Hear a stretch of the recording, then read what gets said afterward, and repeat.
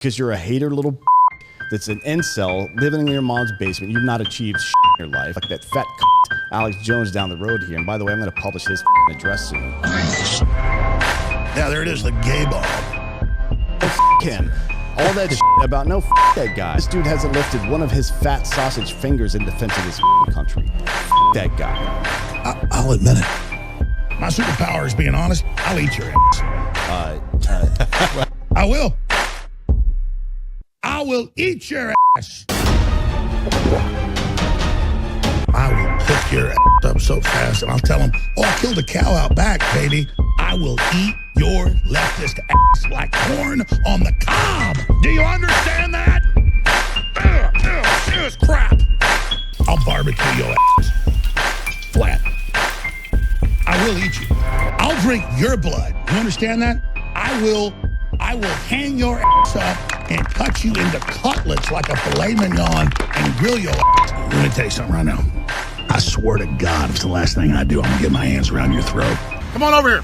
Come on over here. No, you flipped me off. Come on, coward. No. Come on. You're not an intellectual. You're a fake and a fraud. You're a dumbass.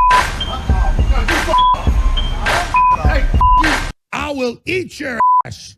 What's going on, everyone? Jeremy here from the Quartering. I hope you're having a wonderful day. I think I made my point pretty clear the first time I covered the BRCC people that work there, the dude bro veterans that work there. I think first and foremost, you would be making a huge mistake if you view veterans as a monolith. If you don't think that there are like SJW vets, if you don't think that there are people who are, anti-pew vets, you've got another thing coming. I've interacted with one of the biggest blue-haired crybabies in history, John Phipps, former. He's a vet. He's a buff dude. And he's also one of the most mentally fragile people I've ever interacted with. This guy's a video games urinalist who complained about pixels in Call of Duty triggering him, okay? They exist.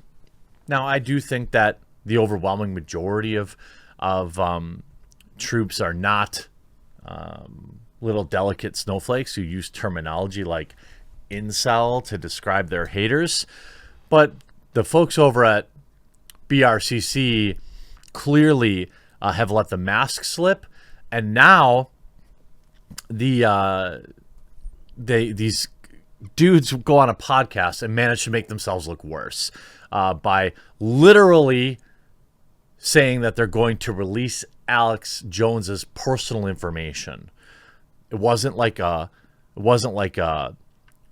allusion to it. It was a direct threat by a man associated with BRCC, Black Rifle Coffee, who was sat right next to the executive vice president of BRCC, who agreed with him. What was this in response to? Well, because these two gentlemen can't string two words together without putting an expletive in between them, you'll have to take my word for it. The interview's out there. I'll show you the relevant parts.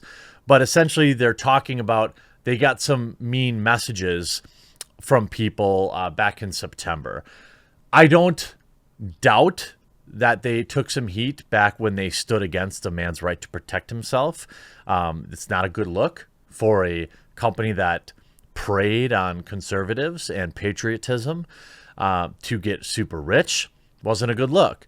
I can't say that they for sure didn't get all these type of mean things sent to them, but as far as I can tell, they haven't published any of them. I would argue that just like any, for example, when I talk about a lot of these female developers who say, I get endless threats from incels in their basements and never publish them. Or when they do, it's like one clearly anon account sending something stupid. So I would like, first and foremost, to invite Jared Taylor, of the executive vice president of BRCC, to come on my show. I've DM'd him directly. He has not responded. It's been about, 8 hours at this time, so I really can't wait any longer. And I would love to talk to him or Matt at BRCC. I made that very public on Twitter. I've extended the invitation multiple times, so I don't want to appear as if I'm not giving them an opportunity to say their piece. Do I believe that the New York Times twisted things that they said? Of course, I believe that's possible.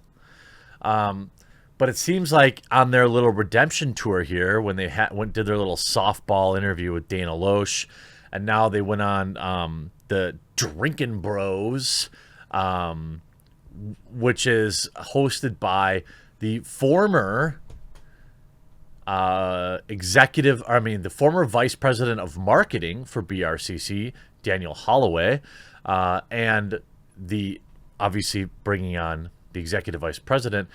They go on this show and manage to make themselves look even worse, with the former VP of marketing saying that he wants to dox Alex Jones because people sent him mean things. That was his logic. I'm not kidding. His logic was, people like the Proud Boys sent me mean words, so I'm going to dox Alex Jones. He literally said that right next to the executive vice president. And the executive vice president's response was, well, he's got a point. Even when the other host of the podcast was like, bro, you can't be doxing people. That's stupid. He doubled down on it. The former vice president of marketing from Black Rifle Coffee is the co-host of this podcast. And he is the one that is saying, yeah, I'm going to dox that guy, Alex Jones. And then here on his left is the executive vice president of Black Rifle Coffee, laughing and agreeing with him. Again, over, I guess, the Proud Boys sending him mean tweets or something like that. Now, of course, it doesn't take a brainiac to point out that. So if it was wrong when they were publishing your people's personal information, then why is it okay for you to do it?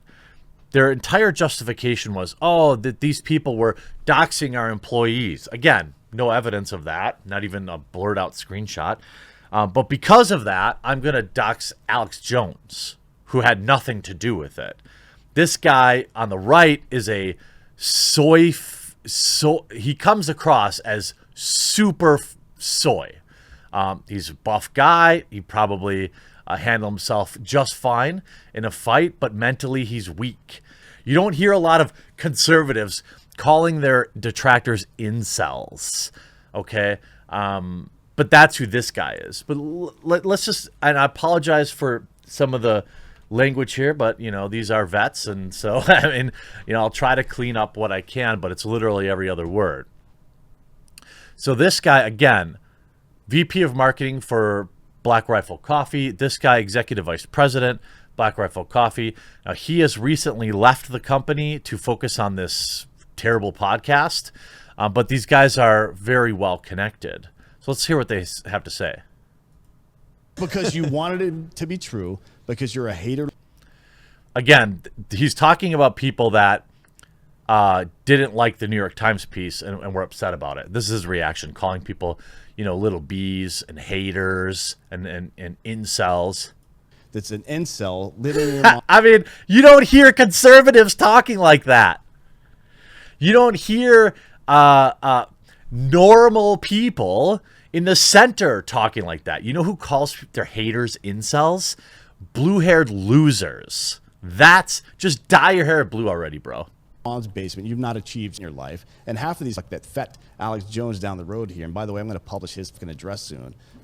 I'm going to publish his address soon. No hesitation, right? Executive vice president sat there and laughed about it. No disavowal for that. Talking all the The other guy on the other side of the camera, you can't really hear it, saying you can't be doxing people. And his reply is, no, F him. I'm going to dox him. Calling them cowards? Are you kidding me? This dude hasn't lifted one of his fat sausage fingers in defense of this. Just because you serve doesn't mean I have to automatically respect your opinions. I can appreciate your service, but that is such a pathetic cop-out. You're not allowed to have an opinion because you didn't serve. That's the same energy as like a former NFL player getting butthurt or an NFL player getting butthurt that he got critiqued because the journalist never played the game. It doesn't work like that. You don't get to automatically invalidate your critics simply because they didn't do the same job as you, bro. My man. We just can't dox He's got anybody. it. He's got He said, so somebody on the other side, I think it's the other co-host saying, you just can't dox people. a No, point, though. I absolutely will. He says he's got a point, though. And then he says, I absolutely will, though. I absolutely will publish Alex Jones's personal information. He's not entitled when all of his Proud Boy followers are out there looking up his address and Evan's address and Matt's address and just regular employees of the company's addresses and putting them online along with their personal, not business. By the way, no evidence for any of this. Not a shred. I'm not saying it didn't happen. I'm saying you didn't prove it. You didn't have a screenshot. You didn't have an archive. You didn't post it after you did this interview. Okay? And you're saying because my Proud Boys, I'm going to dox Alex Jones. I assume they filmed this like in Austin because they've got Tito's there and they've got Texas stuff. And I know Alex is down there. You can see the comments. The two men were given the opportunity to set the record straight. Instead, they dug their hole deeper. They're arrogant and they think their company's infallible. They take joy in insulting people. One, the excuse, look at this comment. The excuse that at the very least you needed to do an interview to get your brand, especially your foundation for vets out there, is sus as heck. Because firstly, do you actually believe that the New York Times or the majority of those that read it give one single F about vets? Those that think the New York Times is hard-hitting factual information are the same sort of people that spit on vets and scream blood for oil. You know it. I know it. Everyone with a brain cell knows it. Next off, why did a number of you admit, I forget the actual number, post the article in Twitter without a single demand for retractions or clarifications? Post it as is, not a single stink given. That is until people leapt at you as a no-shame garbage heel on the internet. My advisement to you is you done messed up and you got taken for a ride, but you should publish both sides of the screenshots. JT is talking about as well as a full transcript in the interview in question.